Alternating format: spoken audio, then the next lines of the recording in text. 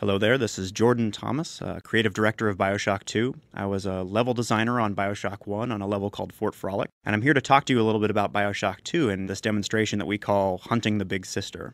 So Bioshock is a hard act to follow. We wanted to make sure that we could surprise you no matter what you were expecting.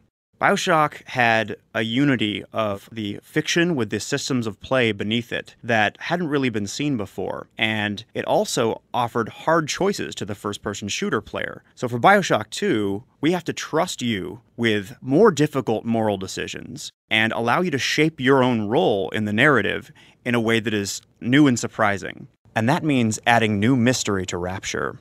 Now, many years have passed since the events of Bioshock 1, and a lot of things have changed. But one of the most important changes is in who you play.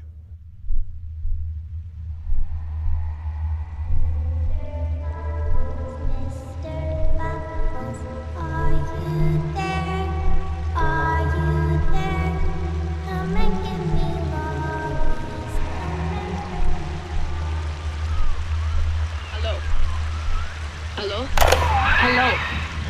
You can hear me, yes? Wake up. Your time for sleeping is over.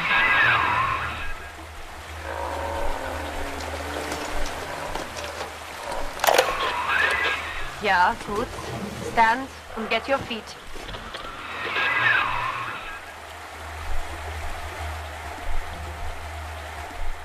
Okay, so as you can see, Bioshock 2 allows you to step into the boots of the Big Daddy.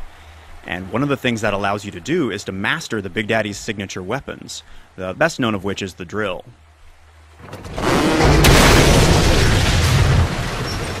So, as a Big Daddy, garden variety splicers like these guys, you may remember them, are not as much of a challenge for you. They have to attack you in large groups.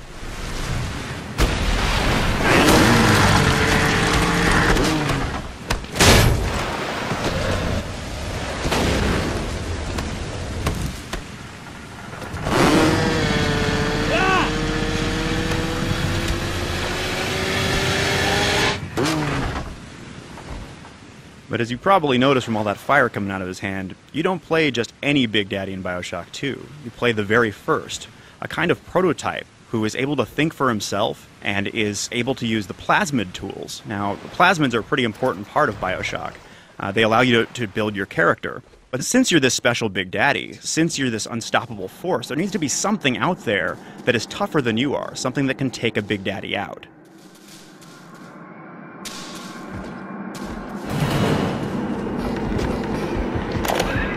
What was that? Was it her?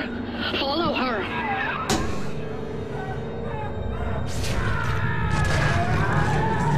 And maybe something that can drain Adam out of bodies like a little sister.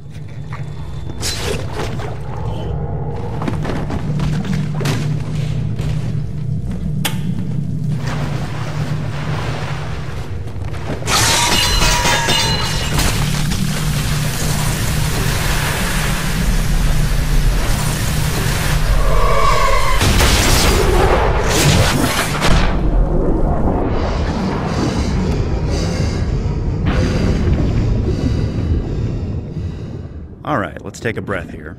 So, as you can see, being a Big Daddy has its advantages, and among them is the ability to go outside and explore the ocean surrounding Rapture.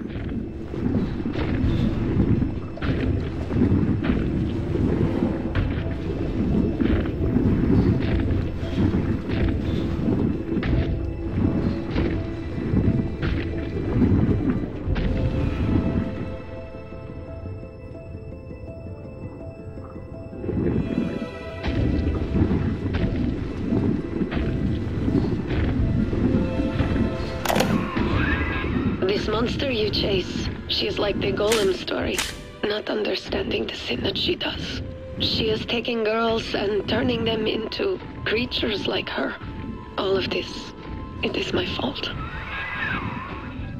So in Bioshock 1, the ocean was very much a character. It was always with you, but at a distance. In Bioshock 2, you get to finally meet it face to face.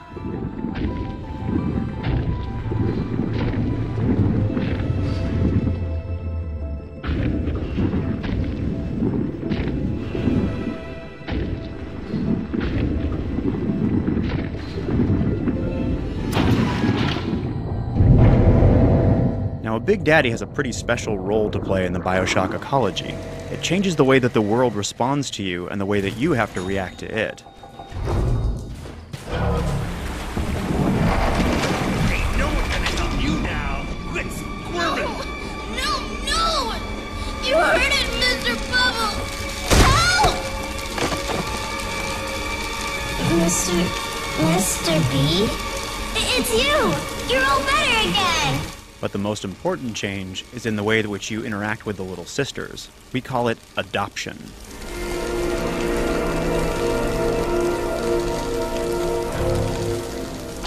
Now that allows you to pick her up and put her on your shoulders, and the two of you become like a partnership. You protect her, and she guides you to the Atom.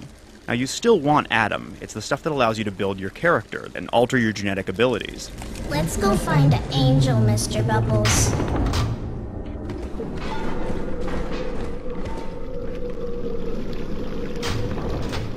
So when your little sister guides you to one of these special bodies that has Atom inside, you're choosing to place both you and her at risk by putting her out in the world.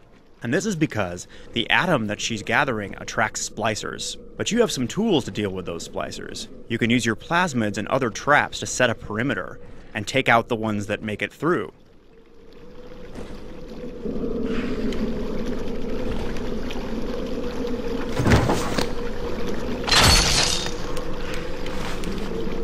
The girls gather.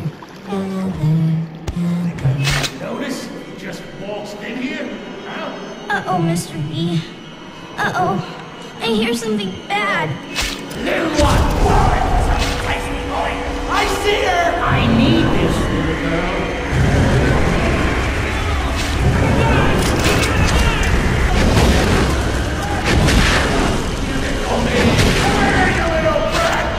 Don't let him get me!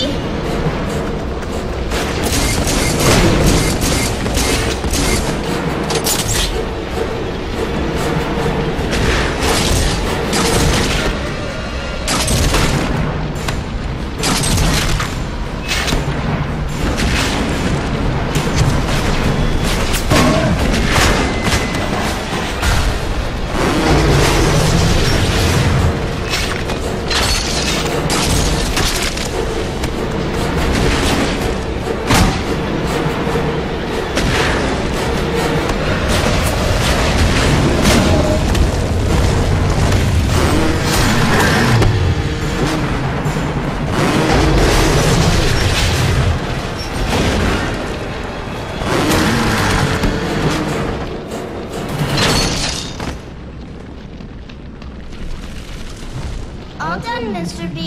Let's go! But there's someone else in Rapture who has a special relationship to the little sisters, and she's always watching.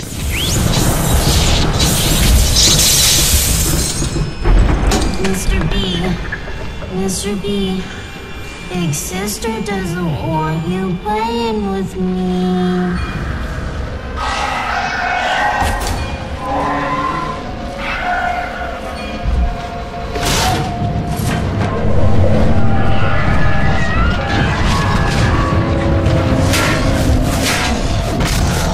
And that's the big sister.